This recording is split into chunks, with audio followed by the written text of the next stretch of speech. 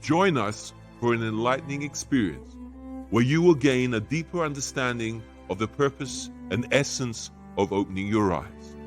This is your chance to enhance self-awareness and personal growth with a shift in perception that provides a fresh outlook on life. Embrace the journey from consciousness to superconsciousness by Barrett Kunyan.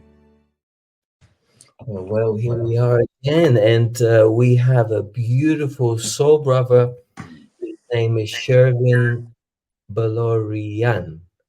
Shervin, it's a real honor, brother, to have you on our show. A real privilege to have such a beautiful presence.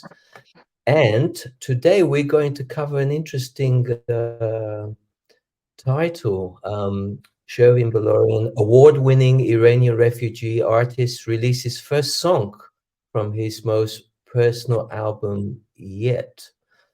Wow. We're going to go into that because the first single that was released not that long ago, I believe 18th of October, which is gospel-inspired reimagination of Depeche Mode's classic pop song, Enjoy the Silence. I feel it might be a good idea before we do the bio, or let's do the bio and then we'll play that incredible single that was released not that long ago. So I'm going to enlarge the screen so I can see better. Right, here's the bio for you, lovely brother. Shervin Boloorian is an acclaimed Iranian-born, UK-raised artist and sound therapist, known for his profound ability to evoke deep peace and emotional connection through music. His work blends his diverse cultural roots with a unique musical style that bridges healing world music and personal songwriting. Shervin's music serves as a form of medicine, promoting emotional and spiritual healing, and has earned global recognition, including 3 Global Peace Song Awards for his 2020 album, I Hear You, Mother Earth. As a refugee, Shervin draws on his personal experiences of displacement, loss, and identity struggle, infusing his music with themes of resilience, hope, and self-acceptance. His new album, produced by Grammy-winner Kipper Eldridge, features a reimagined version of Depeche Mode's Enjoy the Silence, marking his most personal and vocally captivating work to date. With hauntingly delicate vocals, Shervin continues to inspire audiences around the world, offering a message of peace and connection in a time of global uncertainty. Well, brother, if I can, we've put together five questions we will go into, but before we go there, this is the first question, but before we dive into that, I feel maybe we should play the song, which would be, if you can bear with me, this beautiful single that was released on the 18th of October. Let's sit back, everyone, and enjoy this.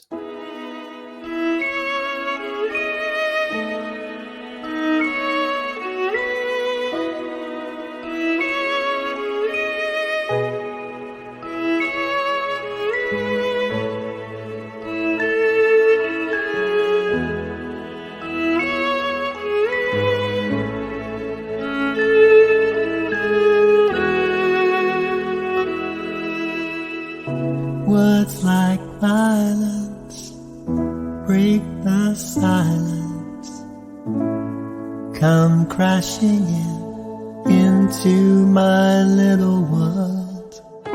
Painful to me, pierce right through me. Can't you understand? Oh, my little girl, all I ever wanted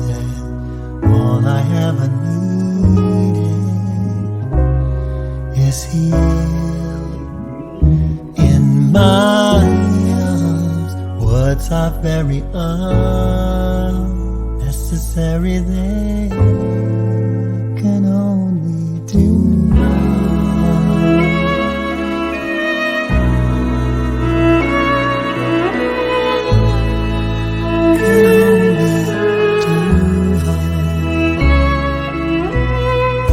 vows are spoken to be broken. Feelings are intense. Words are trivial. Pleasures remain, and so does the pain. Words are meaningless and forgettable. All I ever wanted, all I ever needed is here in my arms. Words are very unnecessary. They can only do harm. All I ever wanted, all I ever needed is here in my arms. Words are very unnecessary. They can only do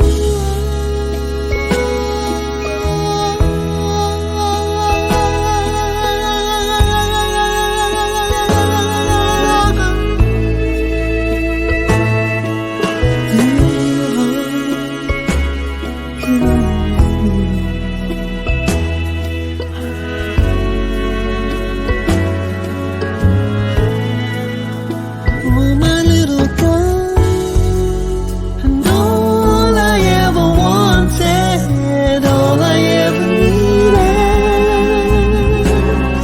is here.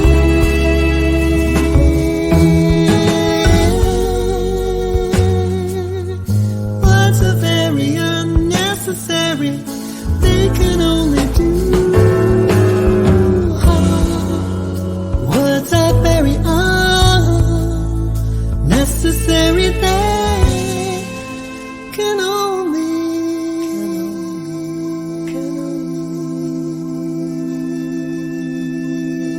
do harm. Can only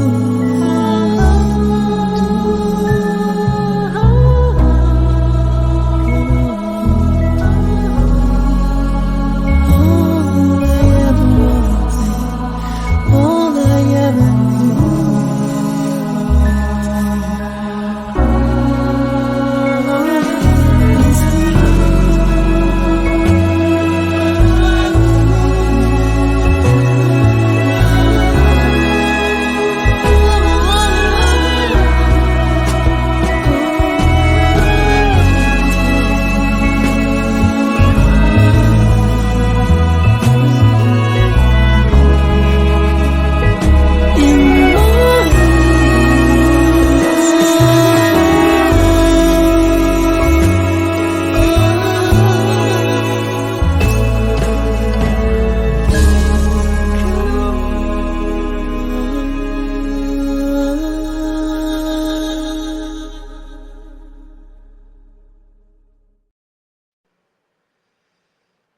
Absolutely beautiful, brother. That was so captivating. I'm really, really excited to be part of this incredible song. Thank you. If I may, brother, your new single, "Enjoy the Silence," is a reimagination of a classic pop song. What, if I may, what personal significance does this song hold for you? And how did your own life experiences influence your unique interpretation? Well, first of all, thank you for having me on your podcast, Barret, and for making this possible. I'm very delighted to be here and delighted for the invitation. And you're doing amazing work that has to do with raising consciousness and raising the awareness of people at a time that's very critical we're in a very fragmented time right now in history, and things are very divided. We're kind of going through this phase of um, just kind of tearing off the band-aids, discovering the level of illusion that we have been living in. And there have been a lot of stories that have been untold, that have been unshared, that are part of this awakening. And one of them, I feel, is my own healing journey in this particular format, through the music, through the work of this album, and specifically this single as well, which is the first kind of, it's like the launch of the whole thing, of the whole project, of the whole music project. And to answer your question, the song has incredible significance to me, because it was probably the very first, pop song that I heard in my teen years, that gave me a sense of um, that music can go deeper than just a surface level experience. And that to me was pretty key at a time that was very challenging for me. I was growing up in the UK as a refugee there, and it was probably the darkest moment of my life, being there at this particular time. I ended up having to leave home and live with my sister, all the way across the planet in Los Angeles. And that was a big move for someone at 16. So this particular song was kind of like, it was one of those like musical revelations for me when I heard it, and I ended up falling in love with the song, with the band, and just getting so involved with that band that I even formed a cover band of Depeche Mode in the '90s in Los Angeles. But in particular, it was this song that kind of made me realize that that music could be a kind of a stronghold, or a place where I could go and and feel a sense of sanctuary and protection from all of the emotional heaviness that I was having to undergo at that particular time in my life. That's great, brother. That's great.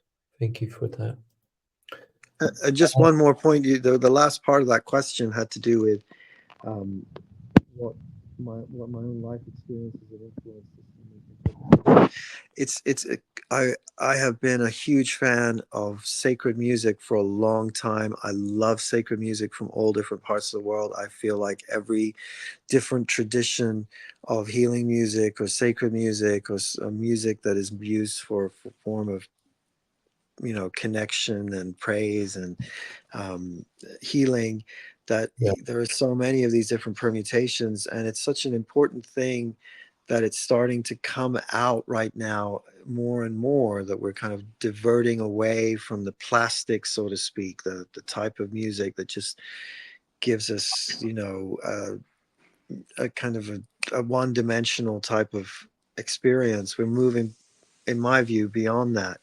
And I felt that this particular song, because it was so popular, and to kind of bridge the two worlds, so to speak, was me coming out the world of music and recorded music, having done world music albums, Sufi albums, albums that had to do with medicine music from different parts of the world. It was kind of hard to make that transition and really it took a lot of courage for me to make that transition as a singer-songwriter, which is where I'm going right now with this new album. And I felt that this song in particular, because of its gospel kind of influences and the way that it's sung and shared, that it kind of provided a nice opportunity for listeners to get a sense of how these two worlds can merge: the world of entertainment on one hand, and the world of healing music, if you like. And the particular interpretation that I've put out is, according to many people who have listened to it, that they are finding it to be something that induces peace and relaxation, very much like the other songs that I've created. Music as medicine, if you like. So it's really nice to get that as the first song that I share with the world. if you like, before the others that are much more my own compositions come out. Yeah, nice. Great, brother. Thank you so much. Thank you for um as an Iranian refugee growing up in the UK, how has your cultural background shaped your musical journey, especially in balancing your roles as a healing music artist and now a more vulnerable vocalist and songwriter? Yeah, thank you. This is a really good one. Your questions are so deep, Bharat. It's this really gets to the core of why I am doing this project the way that I am. In the past, I felt that healing and healing music had so much to do with mantra and particular styles of music from different traditions, and the Sanskrit tradition, whether kirtan or the Tibetan Buddhist and the Sufi tradition. There's this practice called zikr or zikr, which has to do with remembering, again, this process of repetition, repeating the same kind of phrases over and over again. And in that process, that there is a quality to that repetition that puts us in a state, an altered state. And I feel that as beautiful as that path is, and I'm still embracing it, I just wanted to branch off and do something where I could really bring my own voice and my particular experience, which has not been the kind of the most pleasant. It hasn't been a happy experience. We live in a time where millions of refugees are going into you know uh, going into worse and worse types of situations, with conflicts in the Middle East and natural disasters, but mostly war that is in our lifetime that has now started to become more and more of a reality. And I feel that it's something that we don't really often hear, the private healing journey that many people have to go through. um, there's a reason for that. It's vulnerable, it's difficult, it's a challenging thing to get into. It requires a great deal of raw acceptance, that there is this side of life that isn't always going to be light and love. And that's something that many of us have had to work towards and try to make personal repairs and salvage the the damage and the cracks in our own psyches somehow.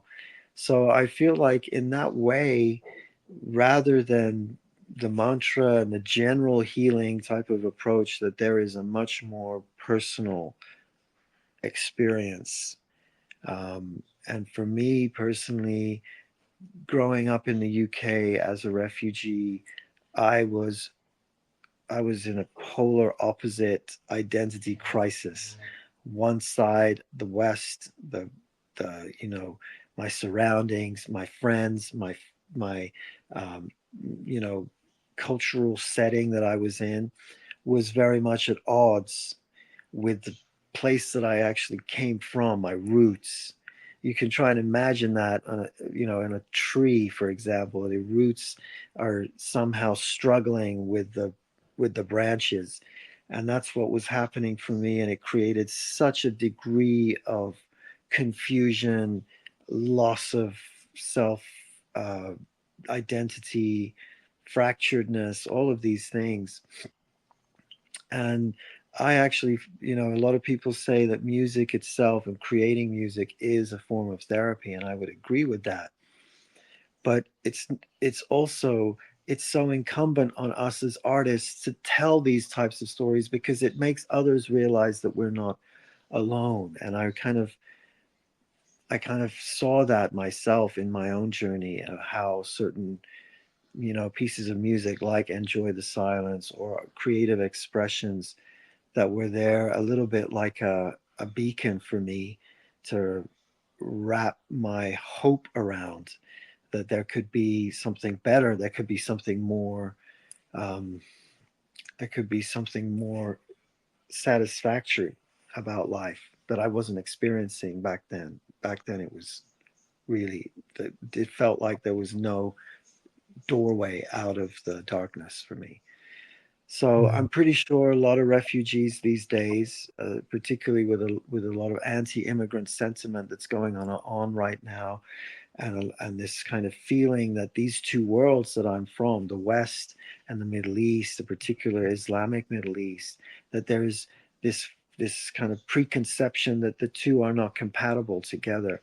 And I'm kind of a living, breathing example that they are, that they have to be, because the human too high if it isn't the case. Yeah, oh, that's awesome, brother. Thank you very much for that. Um, well, the Middle East is facing significant unrest, and you've mentioned the importance of human stories and artists in promoting peace. How do you see how do you see music as a force for healing and fostering understanding in times of conflict? Whew, yeah, this is a good one. I feel that music is a universal language. It reaches all of us. There's nothing that music's power cannot touch. There's no ethnicity, there's no race, there's no religion, there's no age. It just cuts right across. And, it is the premier tool for healing in my book because of its ability to be so accessible to so many people throughout the human experience. You, you all, your listeners, your viewers, they all can understand the importance of how music shows up at different stages of our lives, whether it be for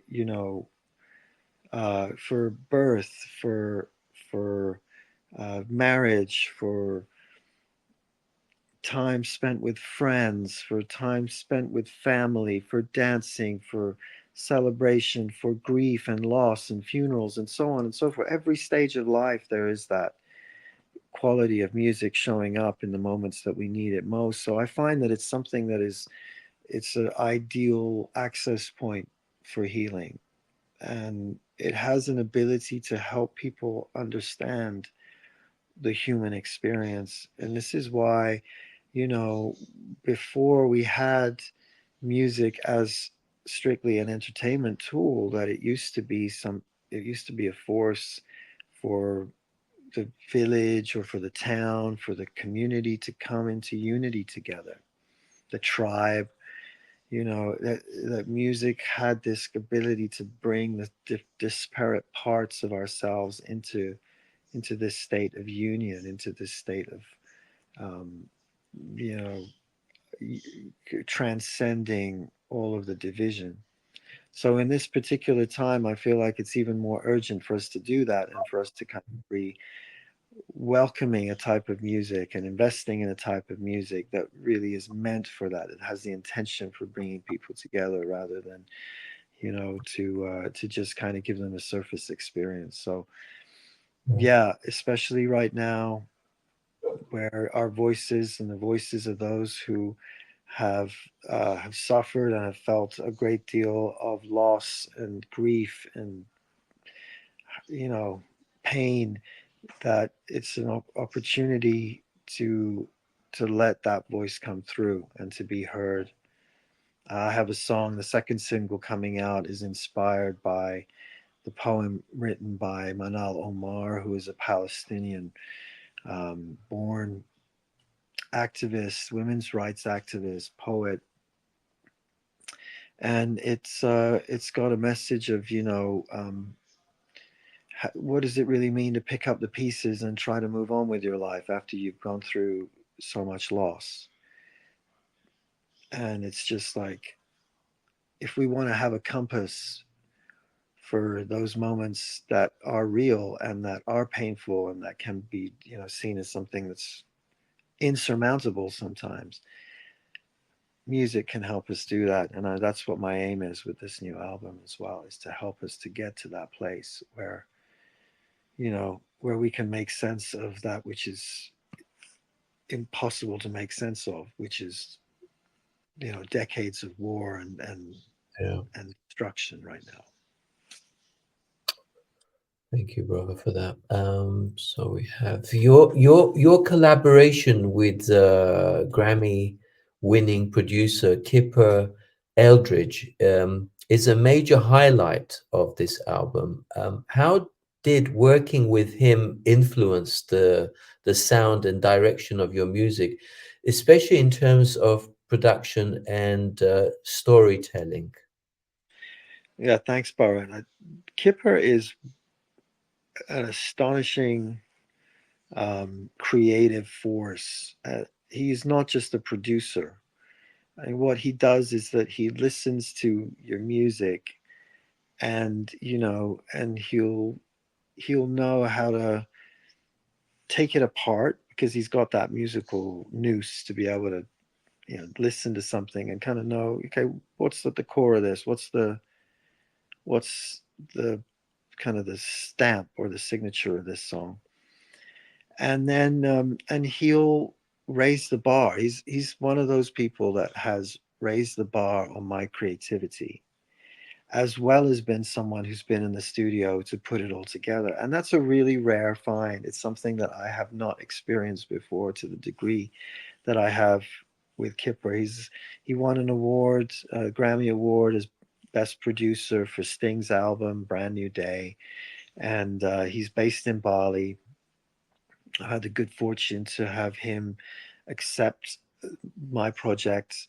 He doesn't often do that, so it's been really great to have someone who can take my music and raise the quality by not Yeah, just listening to it and just saying, okay, let's just put these tracks down and that's it.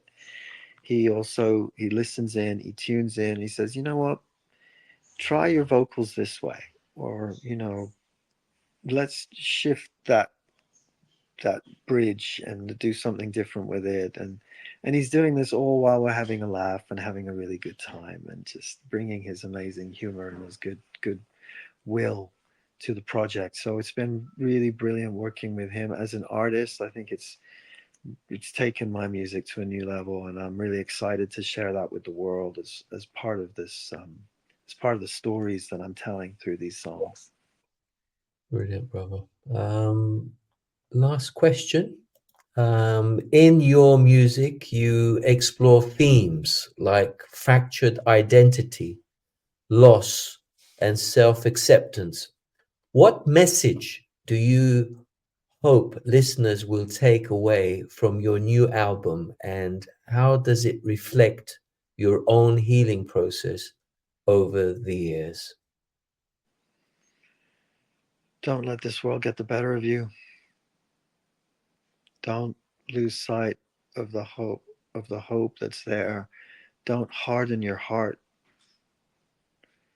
Um, Keep that heart open and keep your vision undeterred and unclouded. We all have a, in my view, we're all here for a reason. We all have a mission, whether even if it's just being a parent and being able to show up to someone, or being able to be in service in some way, or whatever it is, showing leadership, showing some sense of ownership of something in life. And I feel like, particularly those of us who are sensitive and ultra sensitive, we get discouraged, we get overloaded, our stress levels get the better of us. The degree to which we are bombarded by the negative images that are in the news, couple that with the images of like hyper commercialism, it's just really something that it's stunning how we as a race can keep it together the way that we have. And now it's we're starting to get into a place, it seems to me, that we're realizing the degree to which we have been ourselves in our own lives at home, sometimes having to take responsibility for the choices that we make, because some of those choices are perpetuating the degree of uh, you know, hopelessness and disadvantage, and you know, what do they call that, just like despair that goes on in the world. That we have to really see that it comes down to us, it comes down to the individual, and it comes down to the level of responsibility that we have to take for the choices that we make. And I have really realized this on so many different levels, especially lately, you know, where it's not just what's been happening in the Middle East. It's been so easy for me to lose my way and to try to, you know, just spin out from all of the grief, all the bloodshed, the images from TikTok and social media and Instagram about what's happening on the ground, you know, people who are just, you know, being so dehumanized. And I see it and I feel to myself, you know, it's got to be more. There's got to be a different way, and it's got to start somewhere. And where can we start? And I hope that the music itself will be a source of just kind of taking it back to us, and to what degree are we, you know, layering our lives with so much that we have to take on, that we can't see the simplicity of, you know, what we need to stay in our hearts, to stay happy, to stay aligned to our vision. And so that's really the, you know, the main message there. um, I feel like it's been my uh, particular, what's been required of me in this album is to really take more ownership, for example, of my voice, and to do less of the other instrumentation. In fact, I'm bringing in these great musicians that are playing with me. Sakari Haika, who's a great shakuhachi flute player and a viola player. He plays on Enjoy the Silence. He plays on a couple other songs. And it's just, there's more of this sense of, you know, Shervin, bring your voice forward, bring your message forward. You're meant to do it at this particular time. We need more humanization of both sides of this spectrum of, you know, west and east. It's like it's a total mind fuck when you're in this space of like, which one of these do I belong to? And are they really, you know, when I look at these pictures and I think, oh my gosh, what's next? Who's going to be drowning next? Who's going to go into this next? Who's going to be bombed next? Who's going to be starved? And where is it going to go? And it makes me wonder, you know, you have to get to such a degree of loss of humanity to be able to even consider that from one side to the other. You must really think that the other side does not have an appreciation of life, an appreciation of, you know, going through life in the same way that everybody does. There's something has kind of gotten in the way of that vision. So that cloudiness and that mistiness and that fogginess that kind of takes over, it just, it's time to really start focusing our media and our music and our art on where is that humanity and how has it been lost, and how can we re-invite it into our lives, and then start to, you know, make the choices that we need to, which means sometimes tough choices, having to, you know, think about the friends that we have in our lives and the kinds of people that we want to invite in our lives. And this is all really one of the fundamentals of sound therapy. Sound therapy is essentially, what is it in your life that makes you resonate, that makes you come alive? But if you're in a state of constant stress and adrenaline and cortisol, you know, you have a very hard time manifesting the life of your dreams.